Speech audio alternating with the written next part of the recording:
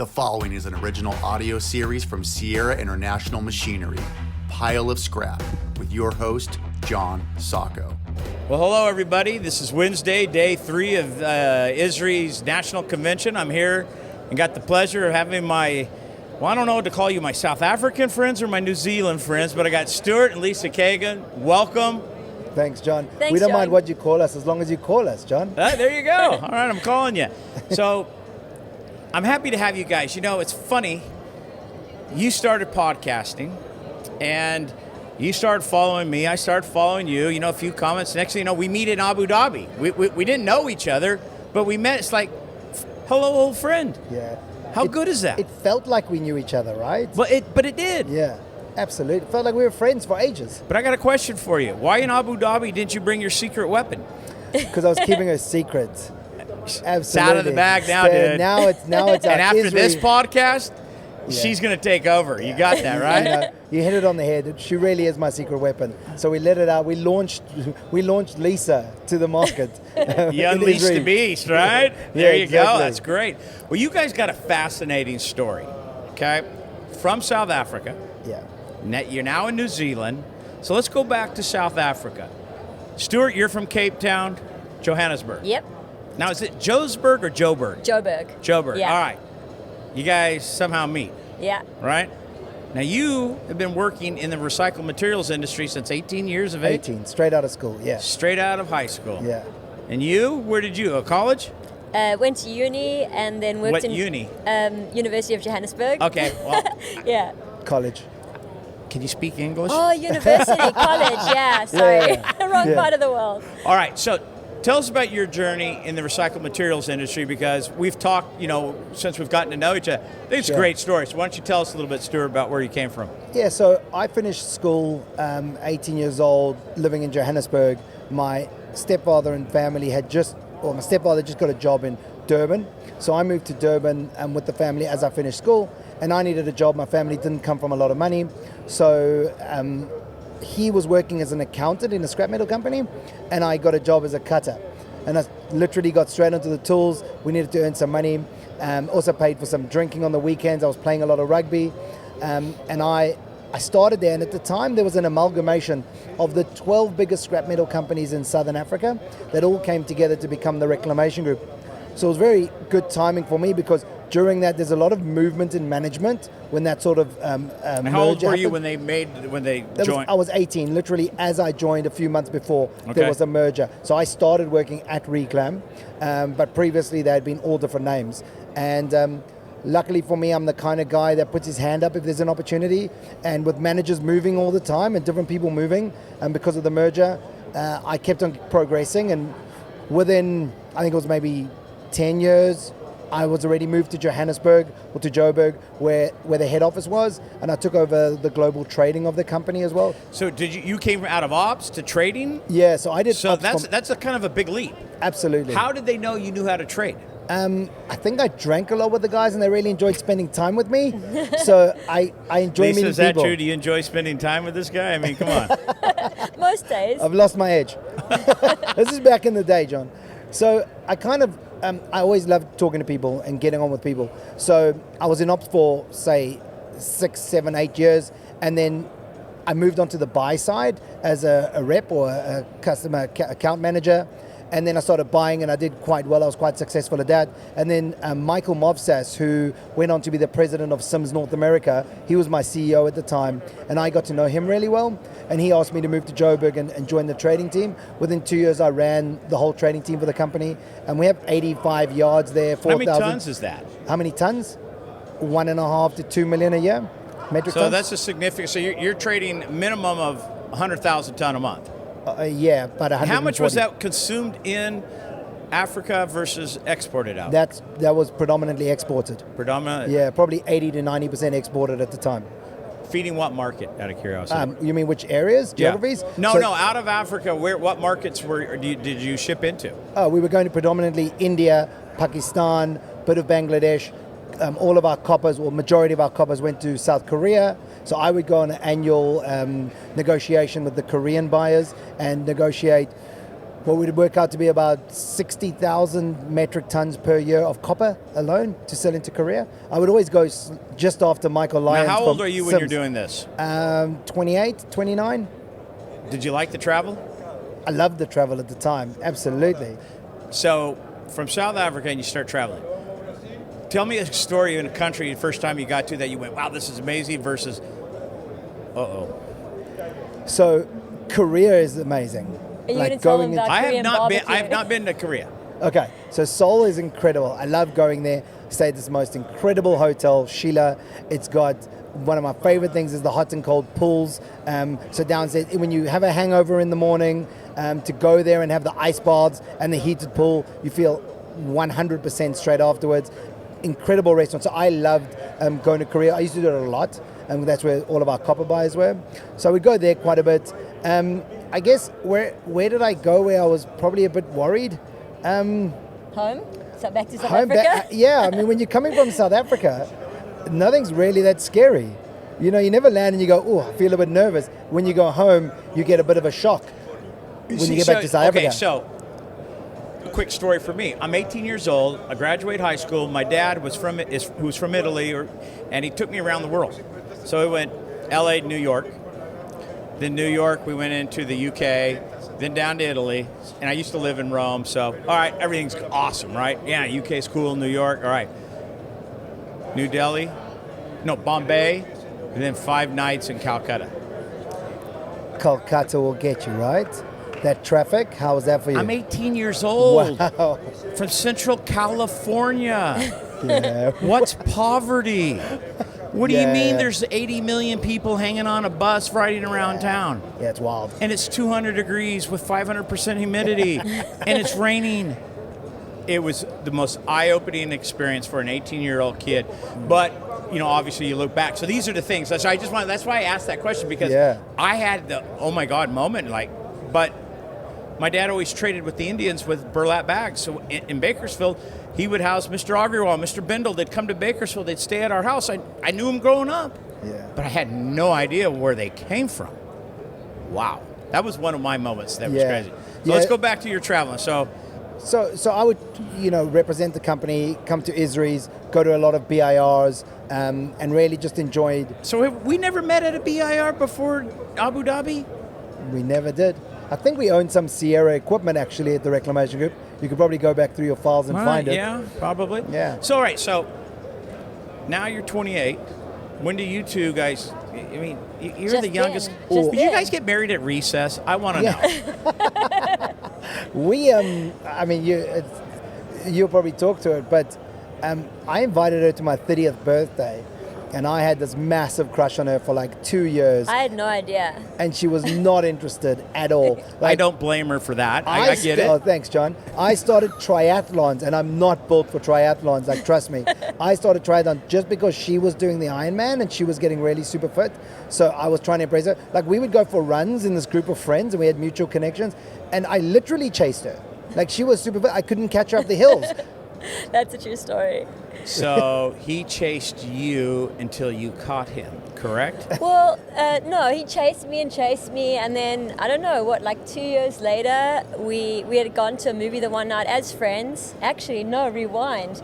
I actually invited him as a +1 to an event with me, and he said, am I going as your date, or am I just going as your friend? And I said, no, just as my friend. And he said, if you want a friend, get a fucking dog. I didn't swear. And you did. I said, can I say fuck? Can I say that?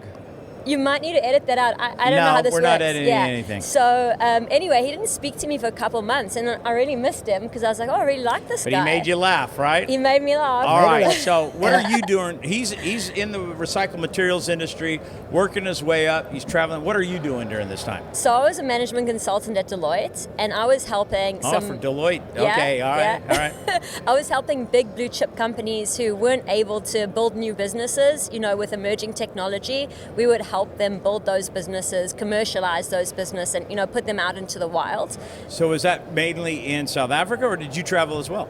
I traveled a bit, but Where did you mostly go? South Africa. Where did I go? I guess around South Africa and Africa, not really global. Okay. It wasn't, I didn't tend to take the global jobs because the management consulting, you get moved around a lot. And You didn't want to do that? yeah, I'm quite a homebody. I like being with my family, with my pets, you know, so. Right on. All right, so now you're married, you're still working in South Africa. You're in New Zealand now, folks. How did we get to New Zealand? And can you share the why? Yeah, we are in New Zealand, and it's kind of, there comes a time when you live in South Africa, you have to make a decision. And it's usually, for us, it was when you have your first child.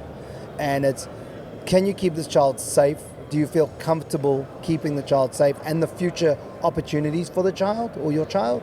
Or do you stay because, you know, you're able to write your own bonuses, you earn a lot of money, and you're in a great position, you've worked your way up in a company, let's say, for a very long time, whatever it might be, financial reasons.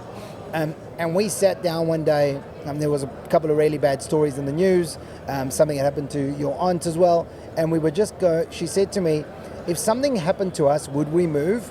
As in something happened to our family? And I was like, absolutely. So the question was, well, why do we wait? Shouldn't we be proactive? So, Lisa, you were the one who kind of saw it as danger, it's time to go. Yeah, and for me, I'm actually to this day proudly South African. I love South Africa, beautiful country, the warmest, most loving, kind people, but it was terrifying as a new mum to have a kid there, and so that was a really tough decision for me, you know, to leave there, but I just felt we needed to. So in 2018, a little story on my side, we went on a safari. And I went with George Adams and his family. So It was my family, and we ended up in Botswana, but we had to go through Joburg. And we arrived at night, and we went to this boutique hotel, super cool, fairly close to the hotel, and we're told no to the 20-year-old kids that were with us. No, you're not going into Joburg downtown. You're not going into the city. Okay, whatever. The next morning, as we leave our hotel, it was a compound. You can't see it at night. The high walls, the electric fences on top, the barbed wire, and everything around it. I'm like, and I thought to myself, I go, I don't know how you could live under that. It's pretty standard. I mean, our house had that, and we had an armed guard outside our house 24 hours a day who was there to guard us. But the problem is you have to leave your house at some point, and, you know, you're just not safe. So when you asked about what was my feeling like when I went to other countries, it was coming home that you get the surprise, right? Okay, you know, that's actually really interesting to me. Okay, so wait a minute. What year is this you're thinking of moving to New Zealand? 2015? Yeah. 2015, all right. Now you got to make this. Who do you know in New Zealand? No one. And we'd never been there. And So we'd never what? visited. You close your eyes to the dark? Yeah. Well, Hey, it's Auckland. It was actually a little the opposite. So I yeah, said my to weapon Stuart, doesn't throw darts and choose in that way. yeah, I leave the jumping off cliffs to this guy. But I said to him, instead of picking a country and saying, hey, let's go to this country, let's talk about the kind of life we want to live. And then I found independent sort of measures of the things that were important to us. And we weighted them and ranked them. Not and at the we. top of, well, I did. And at the top of the spreadsheet. Well, yeah, she sits in the front row, Yeah, Stuart. I got was it. sitting at the back, exactly. And at the top of the spreadsheet was New Zealand. So if those were the things... What was 1, 2, and 3? was New Zealand, Canada, I don't remember 3, but America whatever and 3 Australia. was, 3 was trailing quite a bit behind 2, so there were really only 2 options. Yeah, and Where did so America rank? I don't think I'm it was... really curious. Yeah, it was definitely because- not high up on the list based on the life we were looking for. I had the best opportunity actually in America. You did, yeah. Better than anywhere else. So my good friend is Michael Mofsas, who was the president of Sims North America. Right. He was the CEO of my company in South Africa who promoted me into my role as trader. He moved over to America. So when we were leaving, Michael was very positive and he, please come and choose the state. Where do you want to be? And we'd love to have you as a part of the group in North America. And obviously Lisa had her analysis going on. And one night she turns around to me and she says, everything is landing on New Zealand. And this is how you'll get to know me. I just said, I love rugby.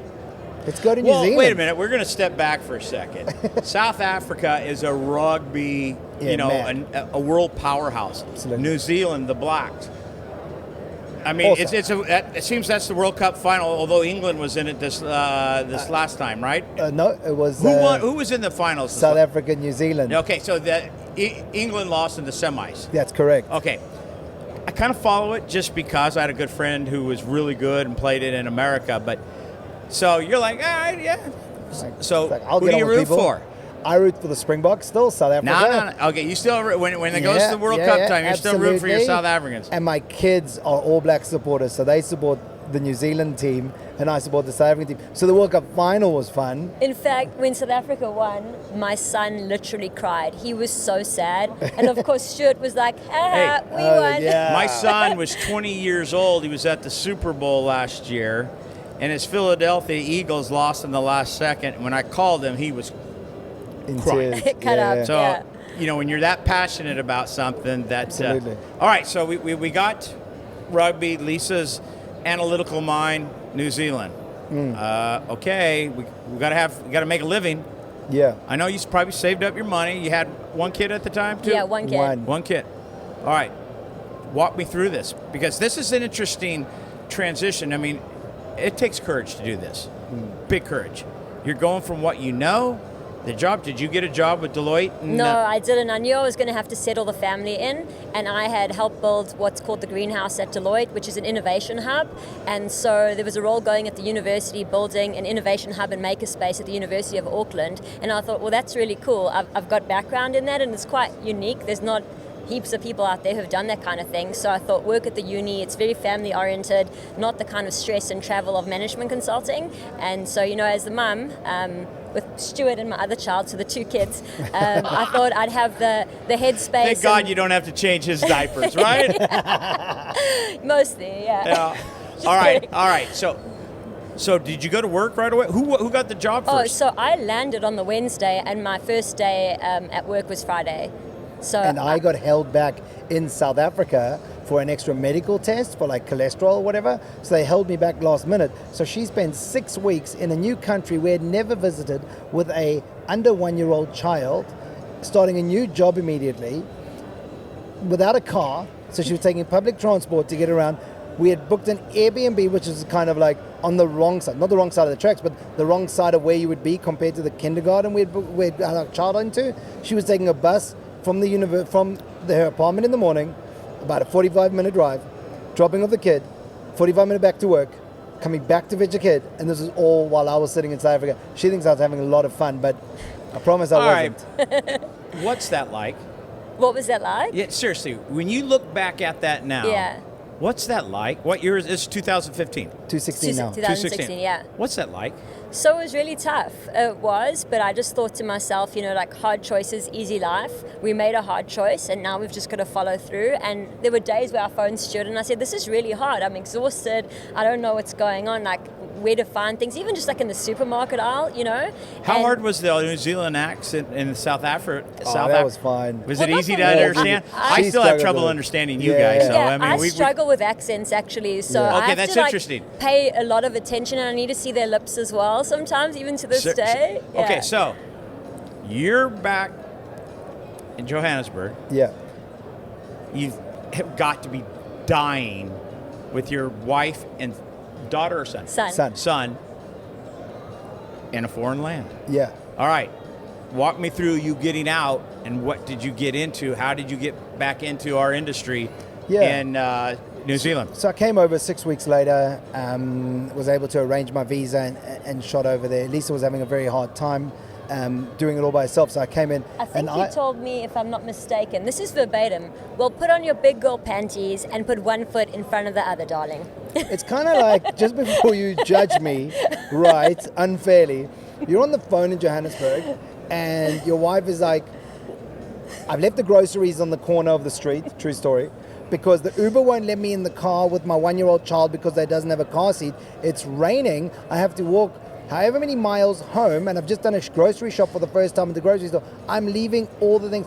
I cannot do this. I don't know what. There's no way I can do it. So I said, put on your big girl panties, put your left foot in front of your right foot, and move forward. There was no other option. What else was I meant to say, John? What was that? Oh, I'm coming now. I couldn't go there to help. Interestingly, it was quite Did you practical give him a advice. hug when you saw him, or did you punch him? I want to know. You What don't wanna did you know. It do? was a You don't gut wanna know. punch. Yeah. It was a gut punch. When I arrived, it was like all my fault. So I got to It New is. Zealand. It is. It's always Okay, but is. go on. So All right, I got to come New on. Zealand. We're Yeah. You're still in South Africa. You're going into Auckland. Yeah.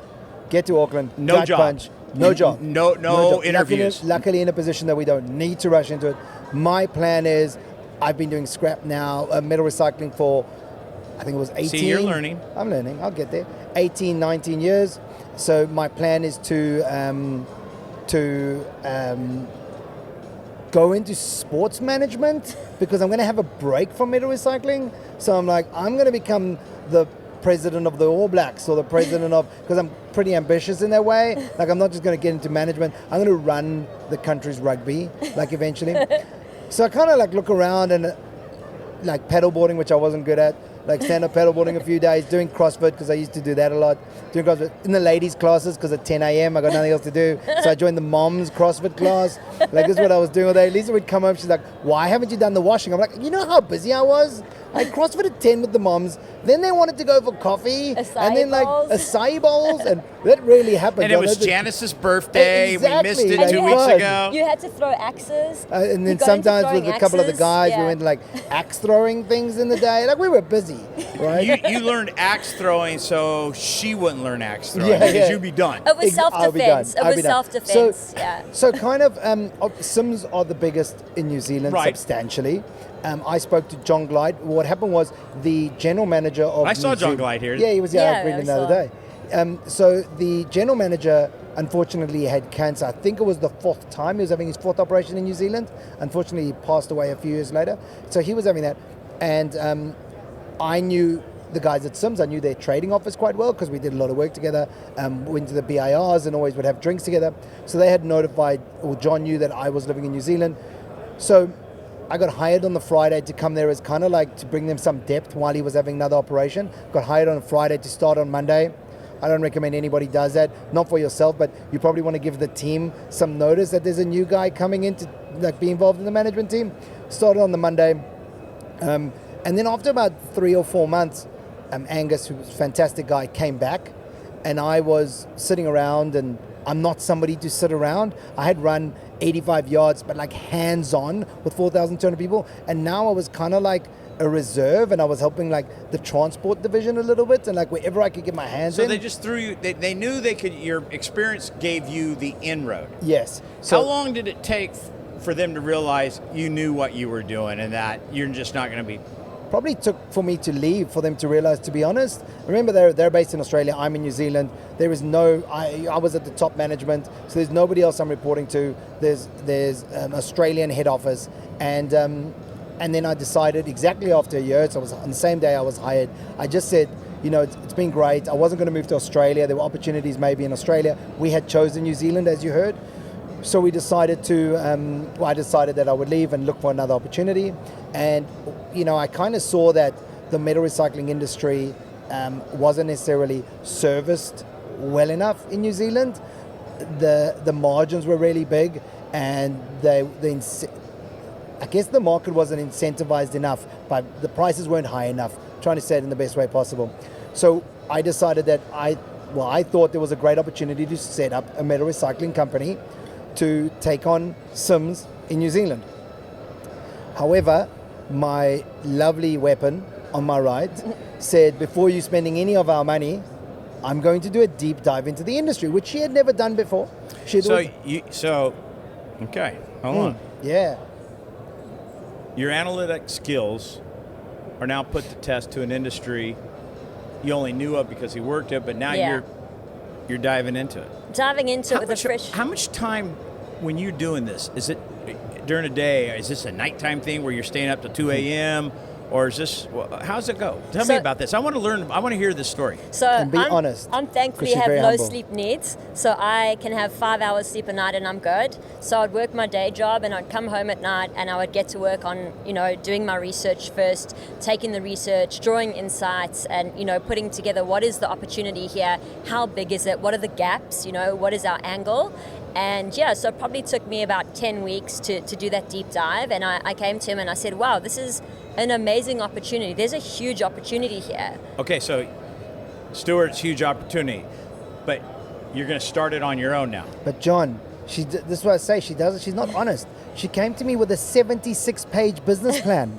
It's a true story. I can show you it. Like, this is like, what are you doing all night? I'm just working on the market. I'm working out the industry. Can you answer the following questions? And like, I'm like, I don't know. I go to bed.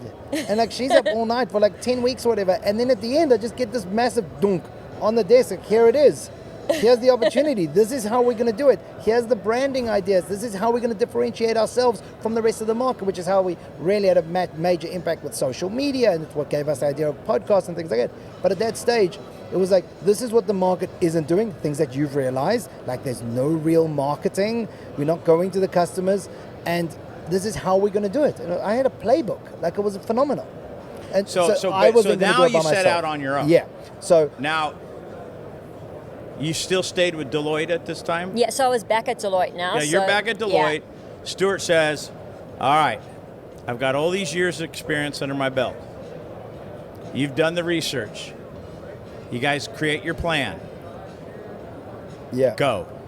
So we find a really small, the plan is to prove the concept first, which is going to be a lot of customer focus, a lot of marketing, and The a lot brand.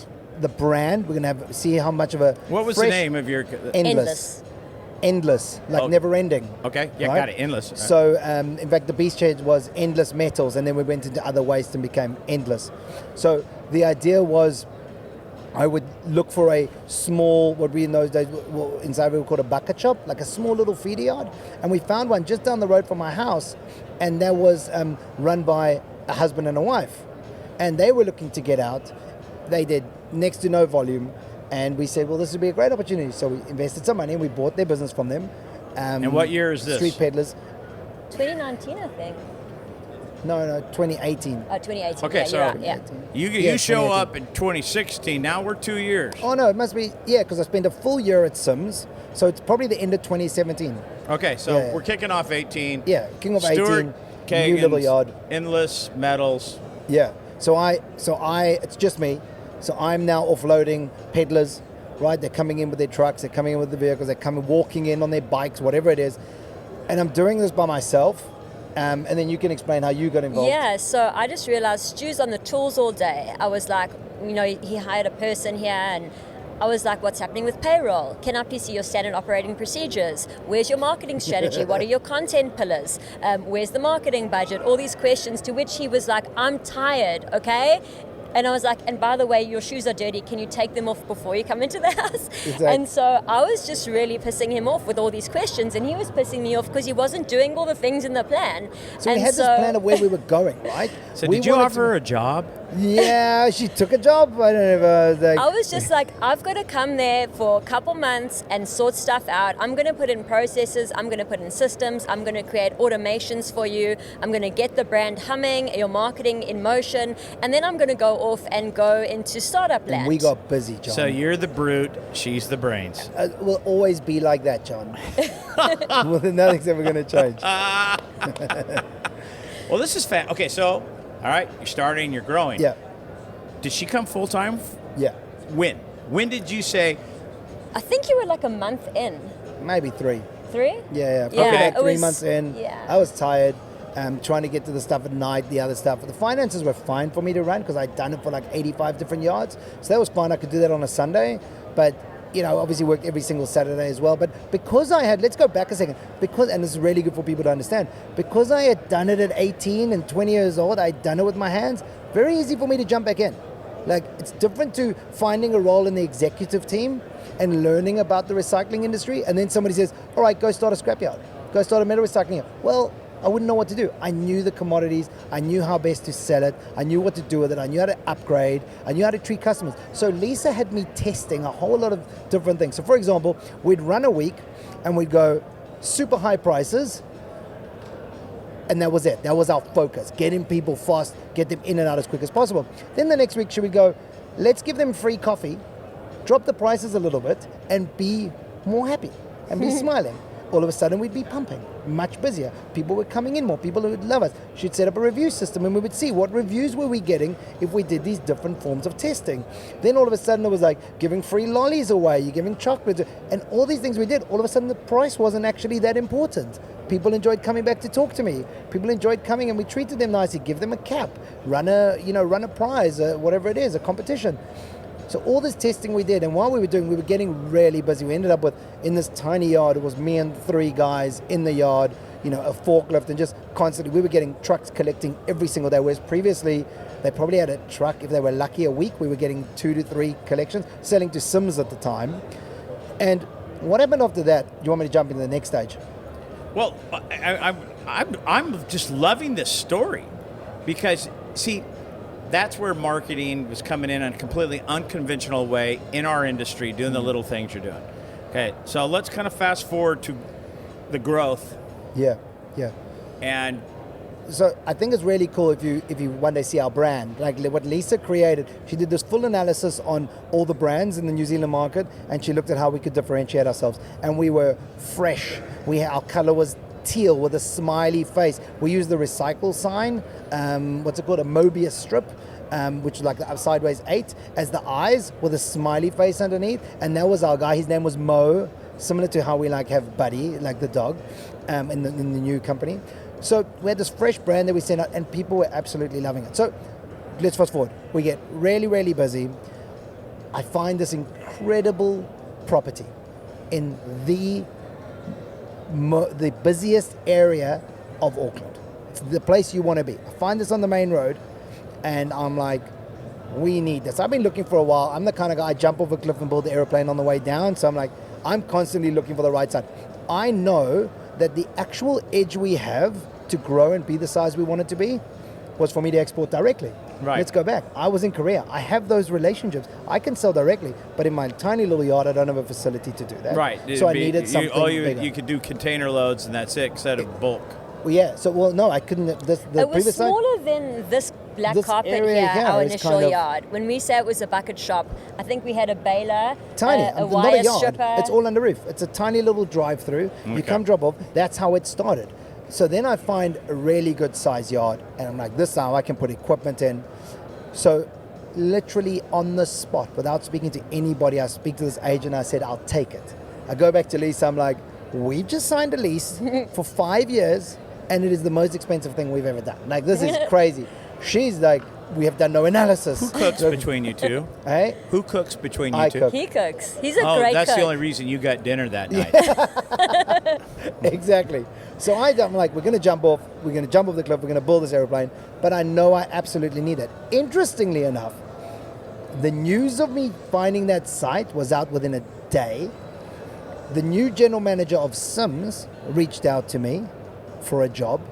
The non-ferrous manager from Sims reached out for me for a job. I ended up hiring the majority of the Sims management team. All right, Really, hold they on. wanted to. Hold on. Yes. Hold on. Yep. I'm going to go to Miss Analytics over here. Yeah, let's do it. Big lease. You're hiring big time people, and you're looking at this and you're making your analysis, and you are, Stu, you're a nut, or this is brilliant. What are you doing? Well, the only thing that helped me sleep at night was we had built up an You don't audience. sleep. You already admitted you you don't don't need sleep. to. Well, I sleep for 5 hold on. hours at Now night. you're fibbing on me again.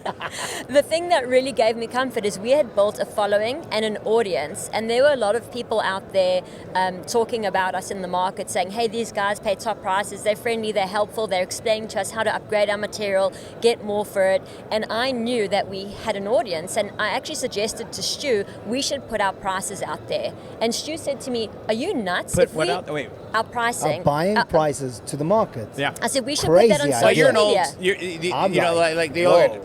whoa. No, You're yeah, gonna you tell don't people- do Because that. if we tell people what we're paying, then the guy next door is going to know, and he's going to go and beat They my already price. know and anyway. So this is what she Well, said. I just said to him, who are they going to tell, love? They're not on social media. They don't have an audience who's engaged and who's watching and looking what you're saying. Who are they going to tell? How are these What people going to platform find were you out? using? Facebook at the time. Facebook. Yeah. Okay. All right. So you're hiring these people now. We had this big site. I've got photos of seeing the first truckload ever tip there. Very exciting. And within 3 months, we had too much material on the floor. like the best problem to happen to you, right? Equipment hadn't arrived in time, but we were getting flooded. Everybody was supplying us. We took from the night, and we knew kind of the information because of the management team we had hired. We had over 50% of the non-ferrous market of Auckland within a year and a half. 50%. That's more than half of the non-ferrous market in the whole of Auckland coming into us.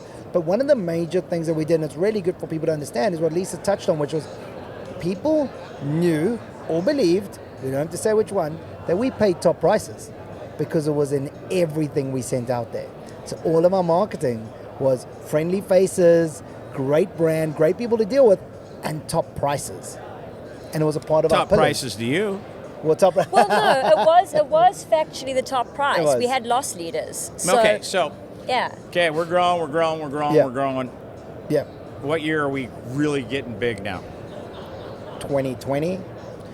Ah, COVID. You got it. Yeah. Fun times. All right, so what now? What's going on? So the problem here is what I needed in order to compete with the biggest in the world was trade finance. I didn't have the deep enough pockets to buy now, pay cash, and wait for material to arrive in, for example, Korea, to get paid. But if you want to have the best price, you want to compete with the biggest, that's what you need. You sell through traders, you're giving away margin, you can't necessarily compete. So we lined up with a trade finance company who had all of our invoices and stock as their security. Sure. COVID hit. I don't know if you know what happened in New Zealand, but New Zealand, we were seriously locked down. Yeah, you guys militantly Yeah. locked down. It's Yeah. a great word.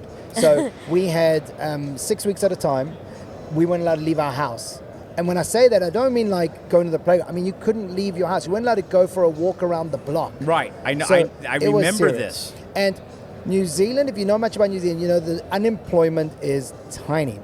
So you had to carry on paying, and you wanted to pay your team fully the whole period, right? There was a period, there was a small amount given by the government, and there was some deduction that you could do. But basically, you needed to pay people during that period. Now, no income coming in. We've shut the yard. Big overheads. We've got the lease we're still paying for, right? Because that we didn't get any holidays on that. So this was 6 weeks at a time, and I think it was maybe 6 months apart. We shut down for 6 weeks, then shut down for 2 weeks, then shut down for, like the government would just say, remember, one case in the country, shut the country down. Let's not harp on New Zealand politics, but that's what happened. So what happened was we had to borrow money unsecured for the first time ever in the history of the company. We had never had an overdraft before. We borrowed money to be able to pay these people. Did a deal with the financier, which allowed them, if there was any unsecured, to be able to actually take the company from us because it was unsecured. That was their security at the time. I was thinking at the time that not really a biggie. They can't run this company without me and Lisa. We literally run it. They're based in South Africa. What are they going to do? Fast forward, opportunity comes to sell the company, really big numbers thrown around, and they went and took the company from us. So out of nowhere, a year and a half ago, I think it is now, they arrived in New Zealand and said, here's a legal letter, it's now our company. And it's still carrying on now. They have a CEO in place there. No one really with not much scrap experience.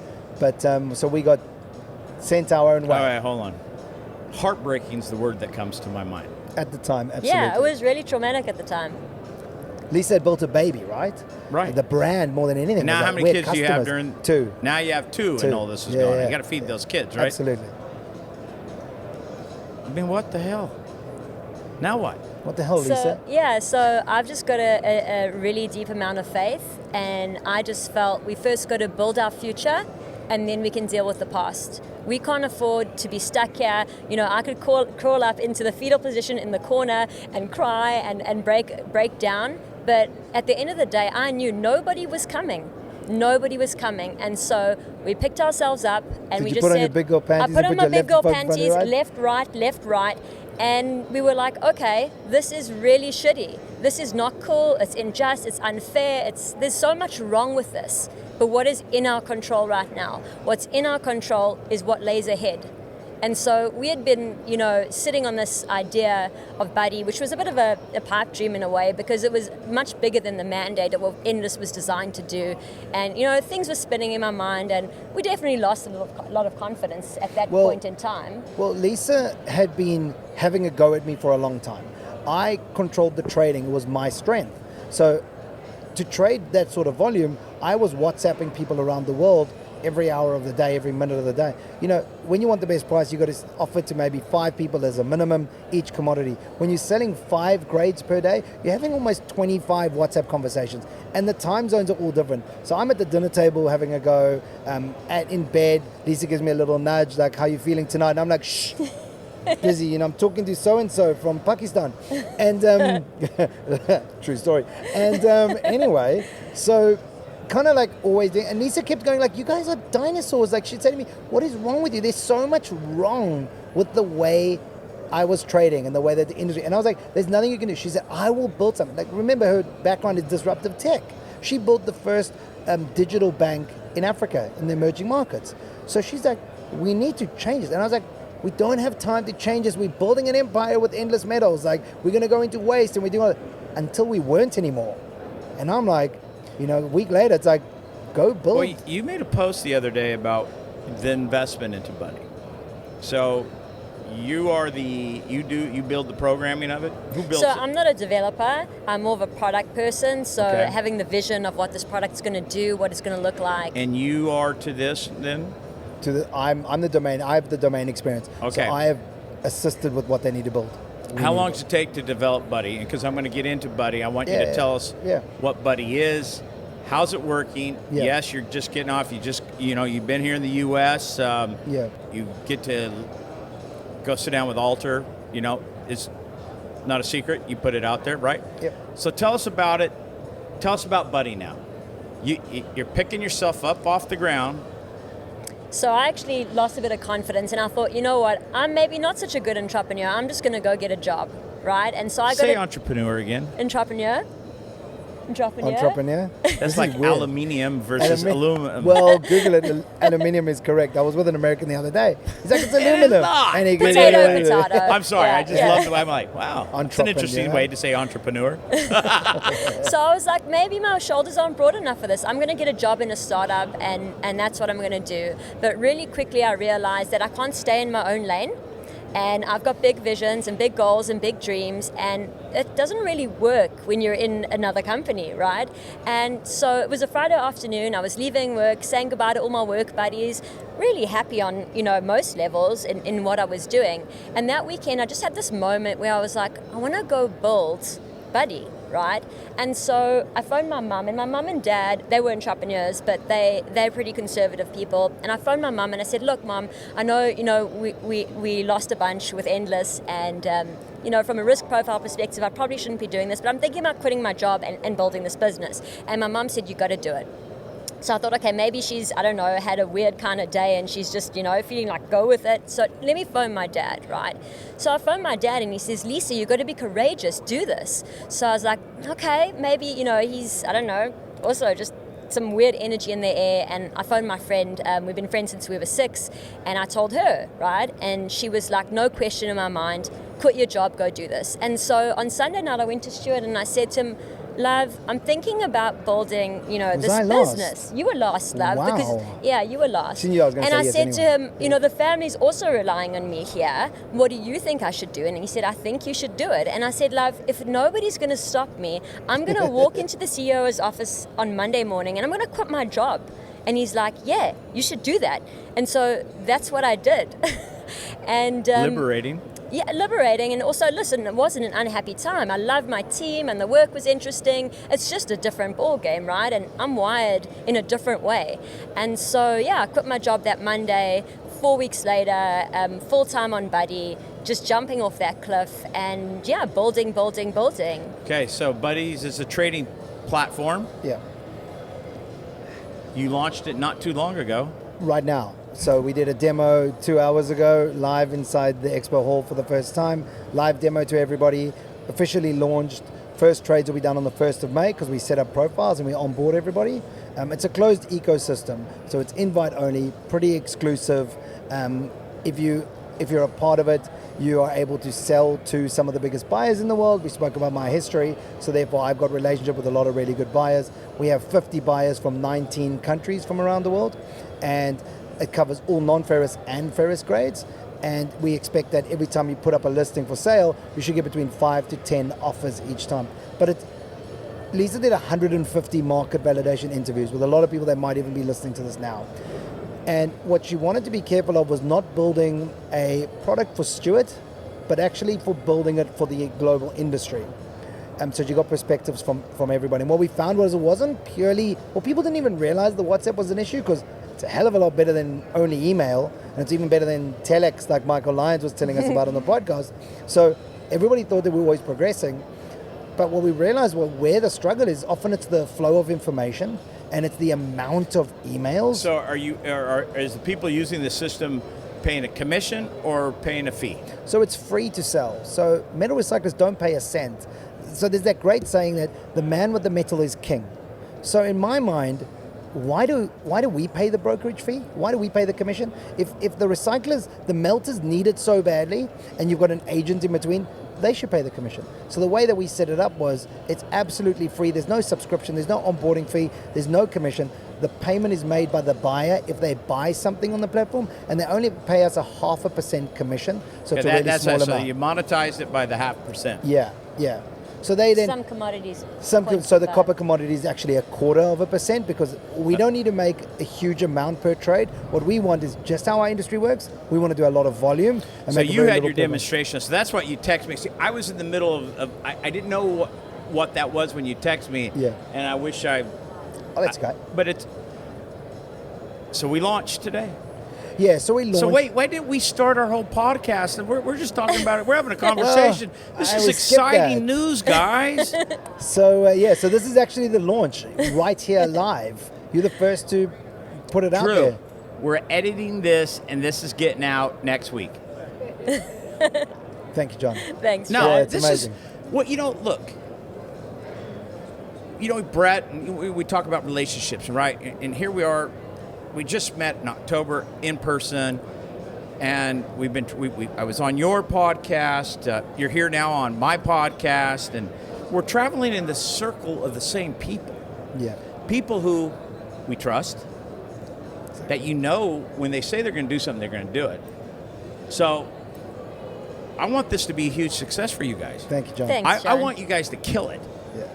I do. I really, just because this has been so interesting, so fun. And it's funny that the brains and the brawn, if you will, kind of push-pull that you guys have, but it's crazy. You have a gift on these analytical stuff that I'm like, what should we do with the name Sierra the Red? Are you going to tell me I need to change? I seriously want to know. I really do. You got my time anytime, John. So no, the point is this is a great story. So Drew, next week, this podcast is going out because I think Stuart and Lisa, this is a great opportunity. More people, and if everybody starts sharing it, if all our friends, if we can get Michael Goldstein to share it, and all our friends who we already know, share the post, share the podcast, maybe be able to build some more momentum. Hey, we'd love that. And I don't have my hand out. Yeah. I guess, my dad, I watched my father. This is important. I always wonder, you just put people together, you take no commission, you put people in here. And then later I would understand why. Because I am that guy. I don't want the money. I want to see success because that breeds better friendships. It breeds this type of conversation. I don't want anything. If it blows up, hey, buy me a beer. Well, I want a scotch. Okay, I'll be honest. Buy me a Macallan 18, okay? All right, you okay with that? Absolutely. No, this is so great. What a great story. Thanks, John. Now, how old are we? You can't ask a woman her age. Yeah, I'll tell you how old. Yeah. I'm 43 and she's 3 years younger than me. There you have it. I can't do math. I failed math. What an exciting life in such a short period. This experiences that you have just told me about, this is a lifetime, of course, that's all you have, but I'm 62, I've not gone through this, okay? Brett put a post out about pressure the other day, and my dad always said, I'm the quarterback and I'm throwing you the ball. And if you don't catch it and run with it, it's your fault. Well, here's the problem.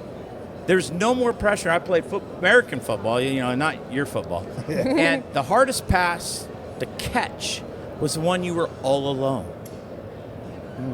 Because that ball's in the air.